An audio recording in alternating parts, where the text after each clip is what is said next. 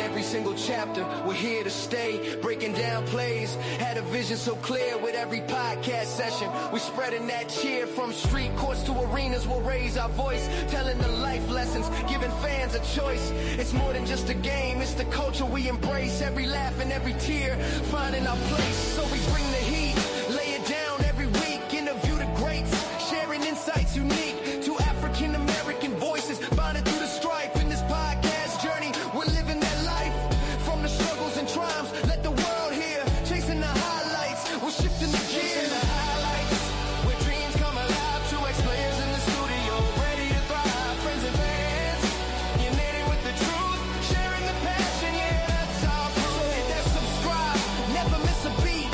Join the conversation, feel the soul of the street with laughs and insights. We'll carry the light, chasing the highlights. We'll shine through the night. This ain't just a podcast, it's a vibe, it's a fight. Two friends, one dream, lift the spirit so bright.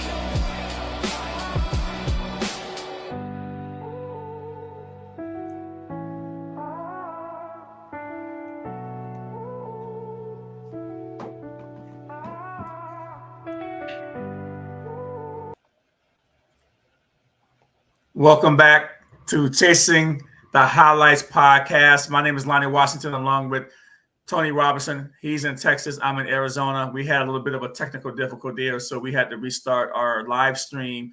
But where we left off about talking about the Philadelphia Eagles going to the Minnesota Vikings on week 7. Now, this is a game that definitely the Philadelphia Eagles have to have. I mean, can you imagine if they lose 3 games in a row, which is a possibility? They're playing a really good Minnesota's defense. I'm not quite sure if Carson Wentz is still starting. I do see the Eagles are favored by 2.5 points. This could be a good bet, if you're a betting person.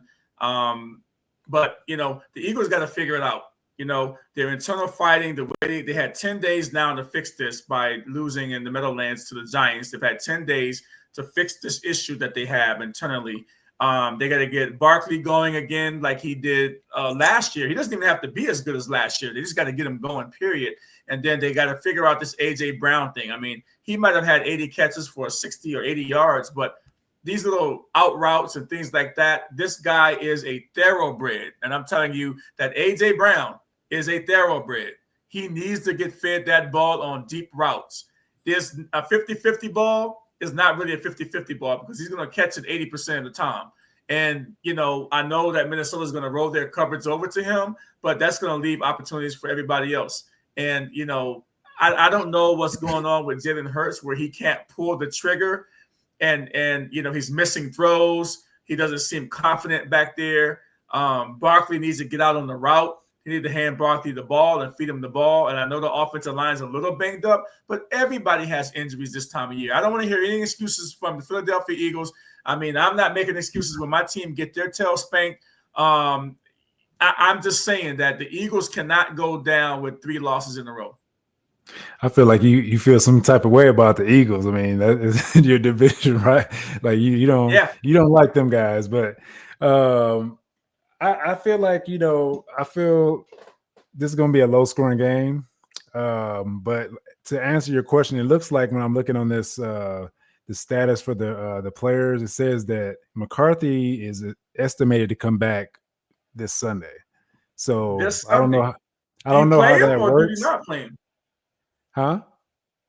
Do you play McCarthy or Carson Wentz?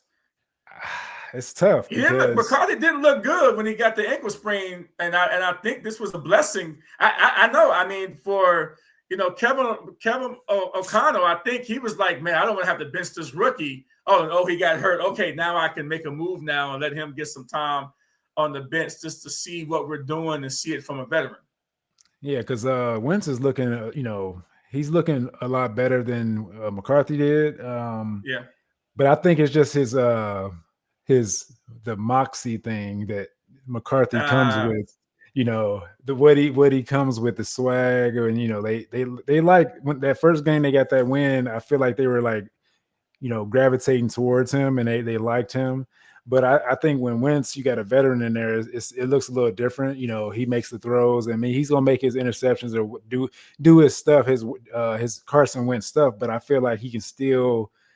He's the best option to go against the Eagles because the Eagles coming in looking at chops right now. Because I feel like if McCarthy plays, I feel like they're gonna be coming at him full bore because it looks like Jalen Carter is planning on is expected to come back as well on the 19th. So so that could be, I don't know. Yeah, that but they also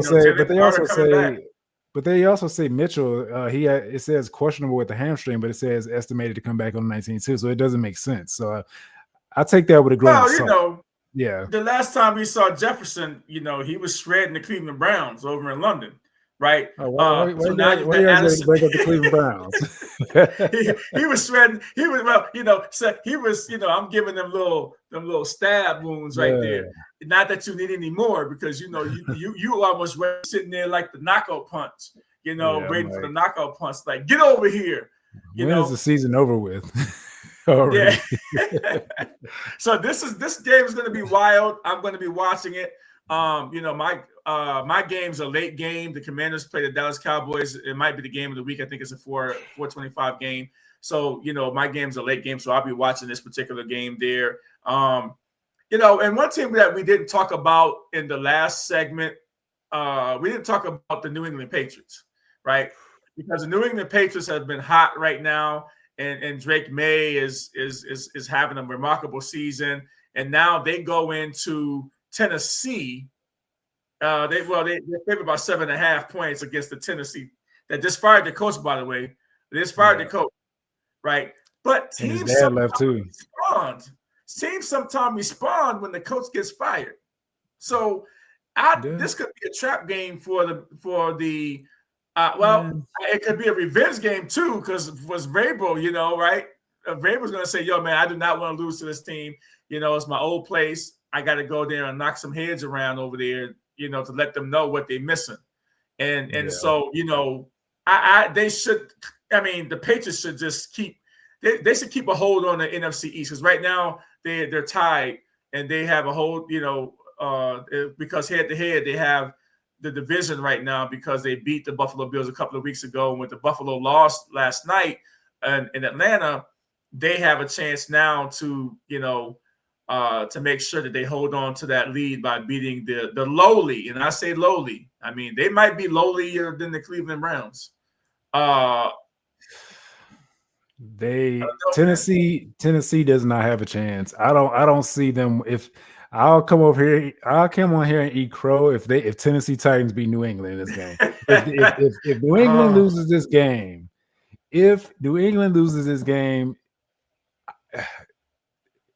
I can't, because Tennessee looks really bad on offense. Teams are putting up big numbers on their defense without you know, the coach that's in New England right now. He's a great defensive coach. So I feel like the New England Patriots they're going to go after this rookie quarterback. I mean, he's not looking that great. I mean, he's not. Yeah, Cam Ward is not looking good right now. And plus they have injury to their star receiver, Ridley. He has a hamstring. So without him, I mean, they got the running backs and stuff like that, but it's nothing to see here. Yeah, nothing to see here. And there's no there. Hey, you know, Patriots, hopefully you get to win. You're 7.5 point favorites in Tennessee. The New York Giants, they travel to play the Broncos. If I believe, you know, the Broncos in Denver, right? And you know, I don't know if the Giants is feeling themselves right now, right? But now you got a Broncos team that comes back from England and they barely beat the Jets, right? We talked about this. They barely beat the Jets, the bad Jets team, right? And but the defense is playing really, really strong right now, but they barely beat the Jets over there in London.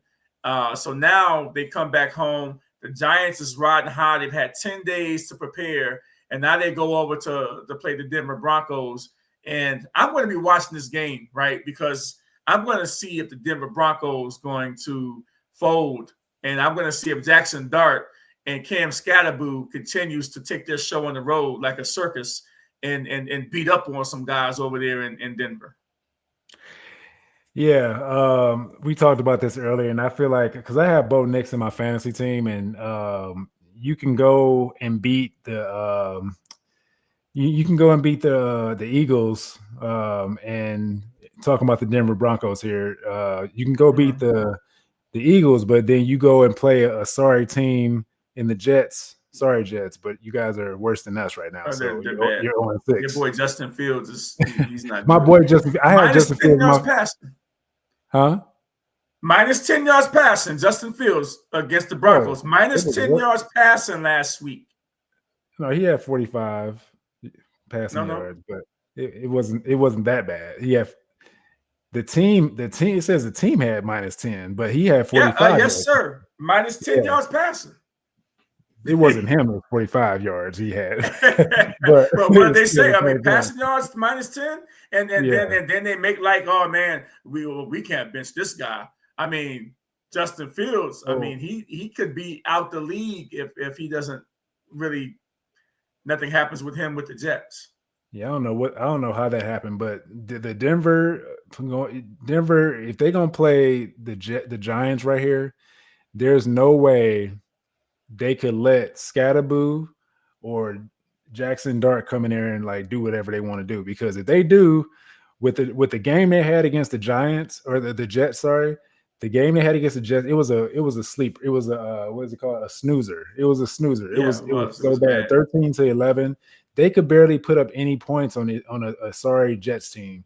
If they play like this against the Giants, they're gonna get ran over. They're gonna get blown out, just like the I don't know, man. I mean, but the thing they may help them is the defense. The Denver defense is really good, and I feel like they don't have a defensive tackle that's out due to injuries, because I feel like that's what the Eagles had when they lost to the Giants. I think if he was there, the game probably been a little different. Malik Neighbors is out. Malik Neighbors is out for the season. Yeah. I mean, and the Giants beat up on the Eagles. So, I mean, do they not need Malik Neighbors? It's the defensive side that for the Eagles is what, like, when you got Jalen Carter out, he's a guy that shores up the run game. So you got the quarterback running and you got the running back running.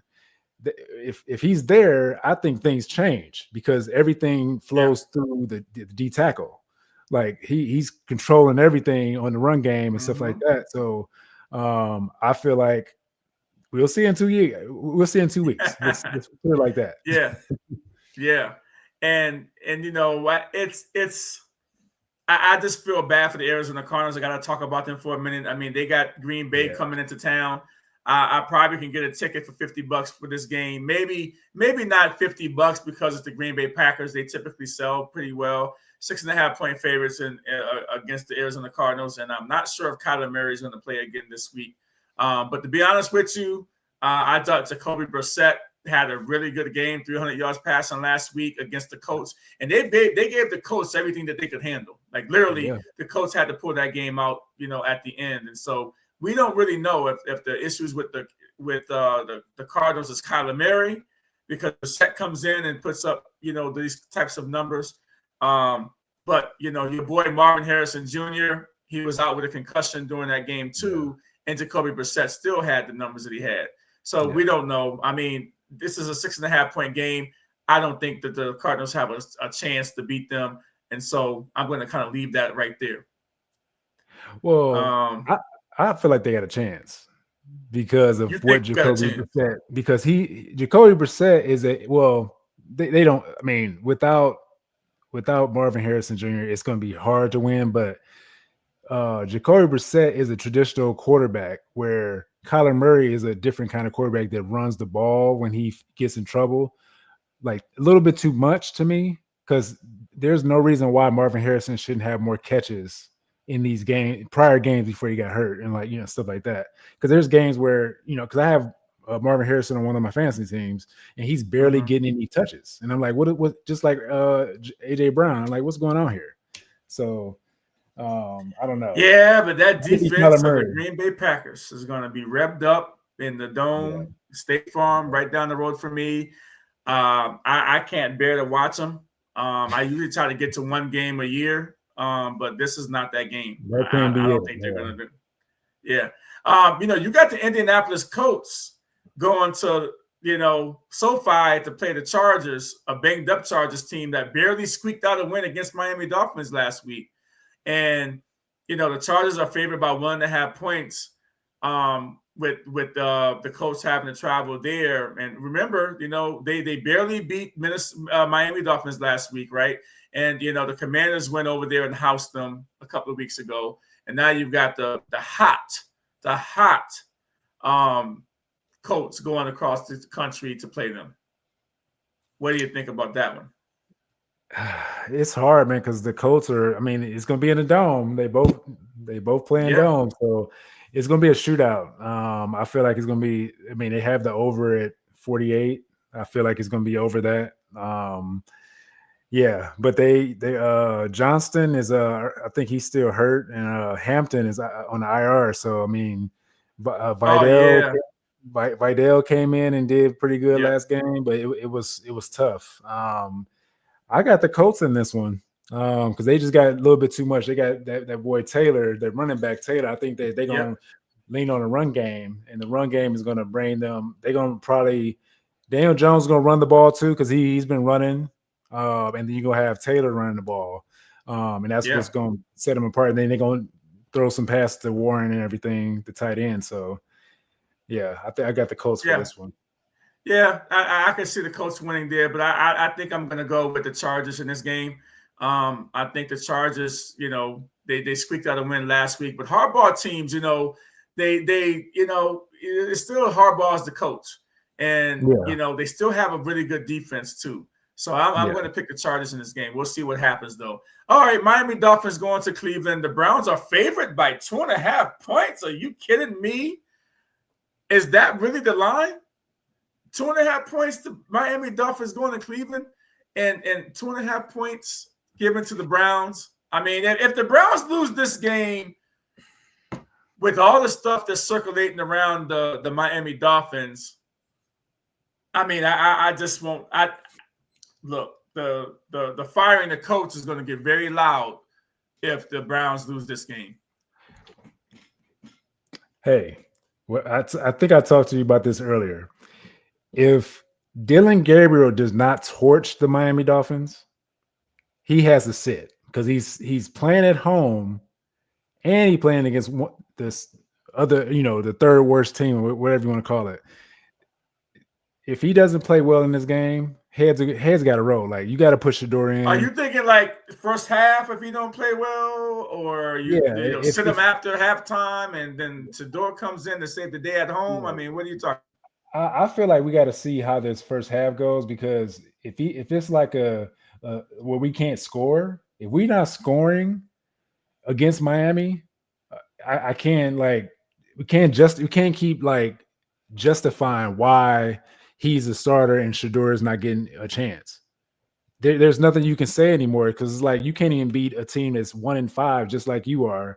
When you have a guy that can go in and make throws that the starting quarterback can't make.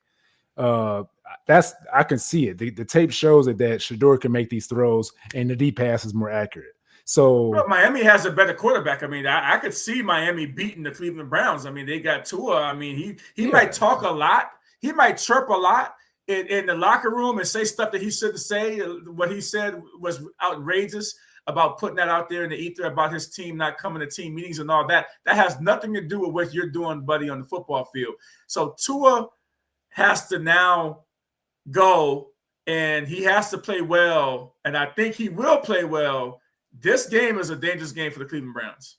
The stuff that he's coming out and been saying, like he wasn't usually like this. It makes me worried about him, because I don't want to put this out there and make it seem like it's like a bad thing about him, but I feel like the head he took a lot of hits to the head, because it's the same thing that happened to Antonio Brown. Antonio Brown, when he got hit by Vontaze Burfict for the Cincinnati Bengals back in the day, that big hit that he took to his head.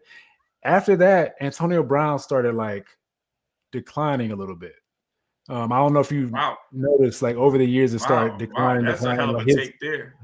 So when you think about it, with Tua had the same. He got slammed directly on his head by the defensive player and stuff like that. His head hit the ground hard.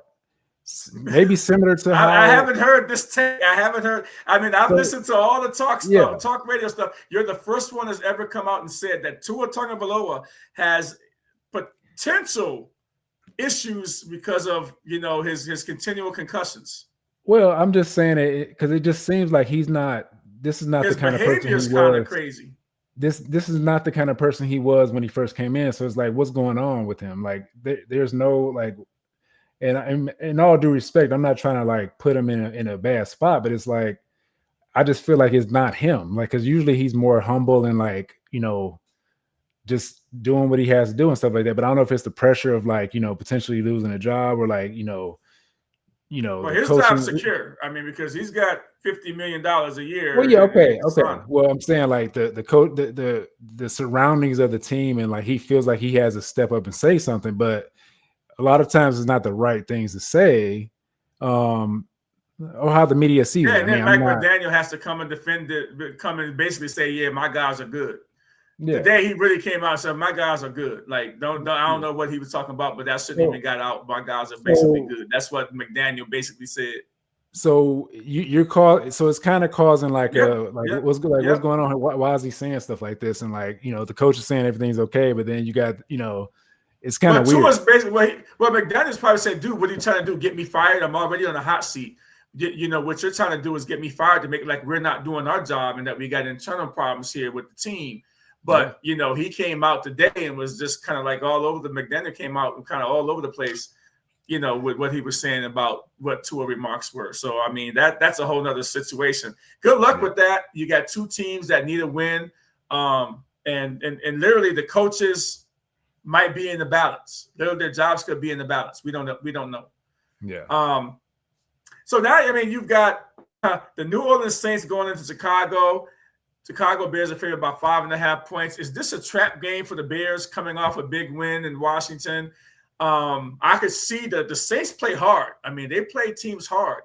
Do you think that the Saints got a chance to go into the Soldier Field and get a win against the Chicago Bears trap game potential? You know why? Just think about what's happening here. Where is New Orleans going? Outside, right? Like I always say, they're going outside that dome. Any team that goes outside that dome, I kind of take a step back from, especially when it comes to fantasy and stuff like that. I kind of like take away because a lot of times they don't transition to the outside very well, and it might be. I thought it was supposed to rain or something. I don't know if it's going to rain.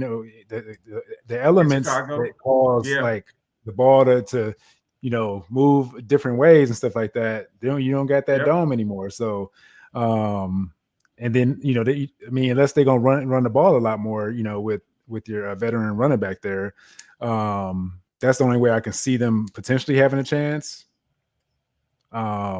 They just dumping the ball off to the running back, but I don't know. I just feel like Spencer Rattler. I don't know. I mean, he's kind of average, but they play hard. I like the Saints play hard. They've lost, but the Saints play very, very hard. And again, that could be the factor there. They're going on the outside the dome. So yeah, we'll leave that there. Now we do have the Atlanta Falcons outside the dome too, going to San Francisco. Correct. 49ers are favored by 3.5 points. And so, after they, the Atlanta just laid the wood to the Buffalo Bills, now they travel across the country, right, to San Francisco. And this game is going to be a pretty good game. I don't know, man, because when you got Fred Warner going out with a broken ankle. Yeah, he's done for the year. Exposed. That defense is going to be exposed. They say every time Fred Warner's not in the game, the defense plays worse. So because that just goes to show what kind of player he is. He's a all-pro player. He's a great player. I feel like Atlanta Falcons did something in the bye week. They figured something out. That's why I was telling you we had this conversation earlier. I would like to have my bye weeks in the beginning of the season because it's a grind having a bye week in week 12. You got to make it all the way. It's crazy. It's like constant, like it's a grind. I mean, having your bye week early is probably the best thing you can get. Now, if you go on the run during that time, if you go on the run Yeah. and you have a winning record during that time, that having at the end of the season could propel you, potentially for the playoff run. Yeah. But then also it's like injuries can pop up, more injuries happen because it's like constant playing. You don't have a week off. I mean, you can go limited in practice and stuff like that, but and take some breaks here and there. But it's like the team has to manage that. But some players get in their own way because they're like, I want to play. I want to get my stats. I got to meet my incentives. I'm trying to get paid. So they don't want to come out. Yeah. And so you got also on Monday night, Texans going to Seattle. Wow, they got the Texans by 3.5 points. It should be more than that. You think the Texans are going to go in there and beat Seattle in Seattle? No, you said that Seattle had. I thought Seattle's up. I was saying no, Seattle. I thought I said it should be more than the that. Texans are favored by 3.5. I'm seeing Texans by 3.5. Is that right? I'm seeing Seattle 2.5. Well, maybe my stuff is a little wrong, but yeah. I mean, but 2.5 is not a lot. I mean, they but basically I feel like it should be game more. is even. It should be more to me because Texans going outside of the dome. Good though. Texas going outside of the dome. They don't play like I haven't seen them play well. Let me see. 12th Seattle, like it's not Baker now. It's not Baker going into Seattle. It's I mean, CJ Stroud, he's a Buckeye, but he's been having some struggles. I think they're catching their stride now a little bit, but I mean, I don't know. 44-10, the Ravens, they beat the Ravens 44-10 the last time we saw the Texans. Well, the noise in Seattle is going to hit CJ Stroud in that team. I feel like the noise is going to hit them. I'm telling you, going from a dome to Seattle is going to be tough. Yeah, it's good. I can't wait to see that game. So you got my Commanders. You got my Commanders traveling to the Cowboys, and again, of course, I have no love lost for the Cowboys, but I think this is a crucial game, more so for the Commanders and not the Cowboys, because if you're the Commanders, you can't lose 2 games in 6 days, right? And the Commanders have not really lost back-to-back games all year. They've kind of been seesawing back and forth. But then you have a Cowboys team that just got beat against Carolina coming back home to a dome. And you got Dak Prescott and you got Mr. George Pickens, right, who is just picking people apart.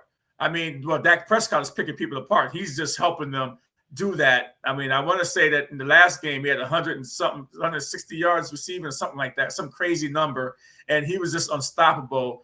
And I just don't know what to make of this particular game, because is this going to be a shootout because of just the offenses of how they play and how bad Dallas's defense is?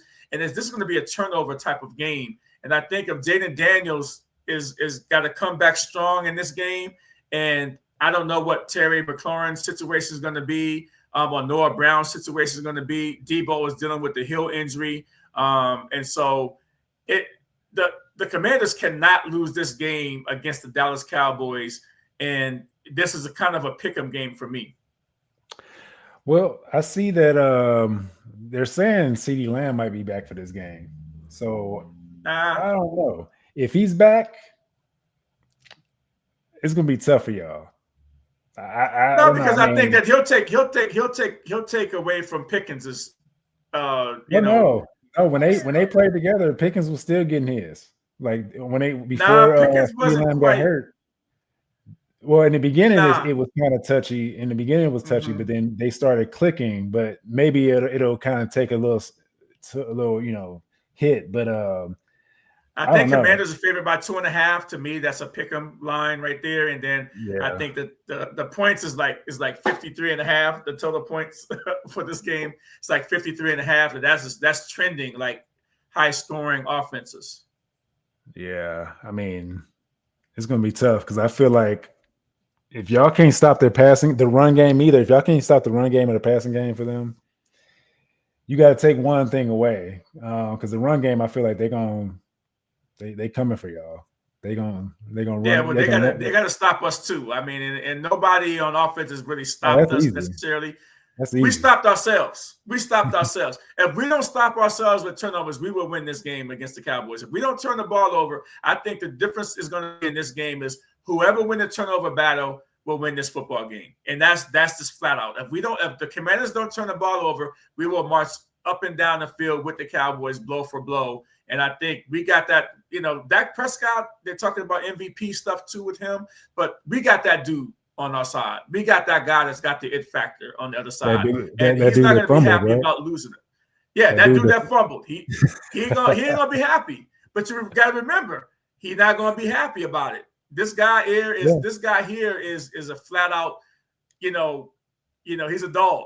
Jay Daniels is a dog. And so we're going into hostile environment. Let's see what happens. I mean, you're right down the road. So, I mean, you might want to get you a ticket to that game. Yeah. Too bad You might want to walk in there and standing room only. My wife out of the country, so I got the kids by myself, so I can't. See, and no help. Man. Well, take them with you, man. Take them with you. Take them to their first football game. Just say, you know what? Let's go. We're going to a football game. They would love it. Well, yeah, we don't got a swim meet this weekend, so yeah, we should be able to do that. Yeah, I mean, the last one we're going to talk about, I have on my board is, we got the Los Angeles Rams going to Jacksonville. Rams are favored by 3.5. In the early London game, another London game. I mean, I'm tired of these games in London. I'm tired of having to get up. I'm in Arizona time, which is 3 hours from East Coast right now, and I got to get up at 6 o'clock in the morning to watch these games, man. It's crazy. It works for me. I like it because I get up, I go get the Starbucks for the kids, and we go have eat at Starbucks a little bit. We come home, the game's on. It's like, for me, it works for me. But yeah, you got to wake up way earlier. 6 o'clock in the morning is crazy. I mean, I think the venue and all that stuff, and 3.5 points to the Rams. The Rams are struggling too. Like, I don't think the Rams are looking good. They're kind of up and down too. They're struggling, and we'll see if Jacksonville should win this game because I think Puka Nacua is a little banged up too. So I think that kind of goes into me saying that this game is going to go to Jacksonville. Yeah, they had Puka as day to day.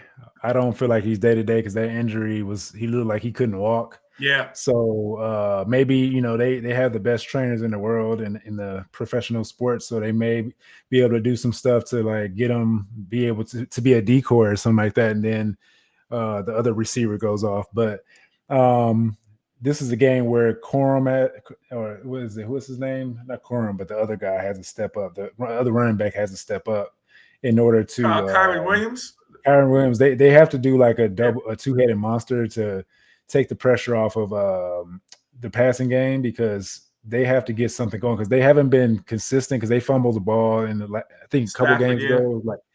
So Stafford has to they have to take some pressure off of Stafford. What about Adams? Adams is there. I mean, is he hurt? Yeah, that's what I'm saying. So hopefully Puka can come in and just be a decoy.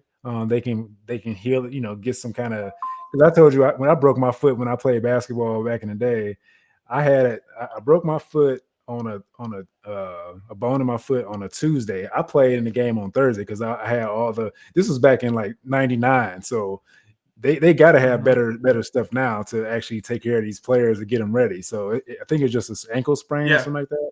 So I mean, maybe he can come and be. He's still young. Yeah, I mean, the season's heating up really good now. Okay, so Thursday night game in a couple of days. Okay, these Thursday night games have been kind of crazy.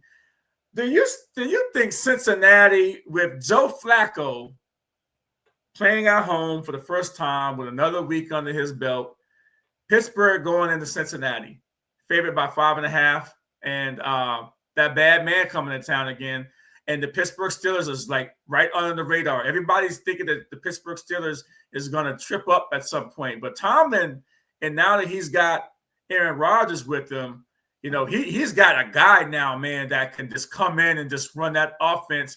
And he doesn't have to be spectacular. All he has to do is run the offense and do what he does. He doesn't have to be Superman out there.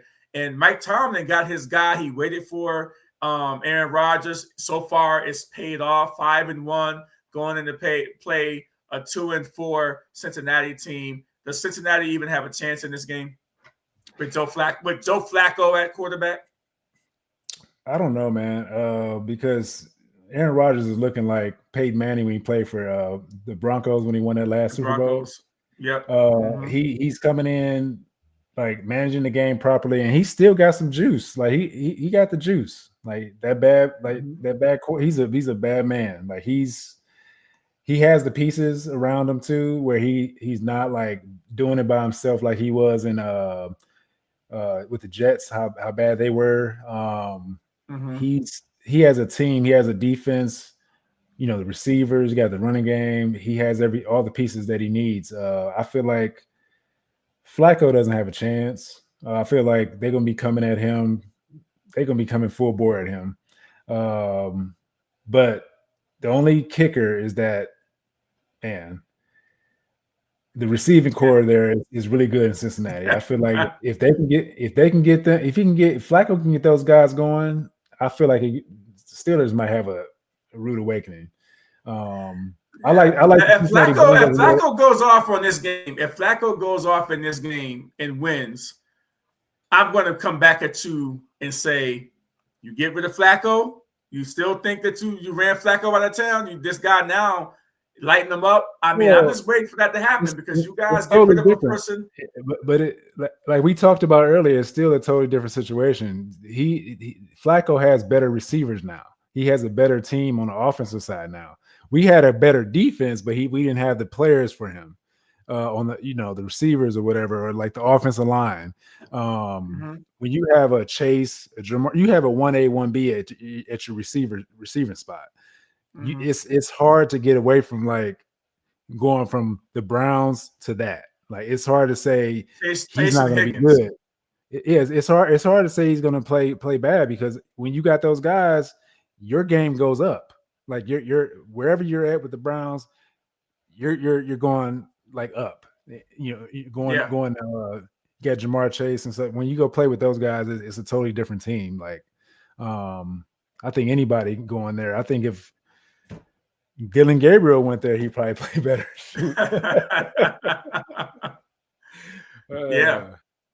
It's crazy. It's crazy. Yeah. So we're going to wrap this up, and, we're done. We're going to see you guys. Thanks for tuning in. Wherever you see us, we're now on YouTube. So check us out on YouTube at Chasing the Highlights Podcast. And where can they find you at, Tony? Your YouTube. Tony Sports Talk on YouTube as well. So yeah, so you'll see us both on YouTube now. So thanks for tuning in, and we'll see what week 7 brings us this week. You got some pretty good football games, but for tonight, we are done. From I'm in Arizona, Tony's in Texas. Good night, everybody.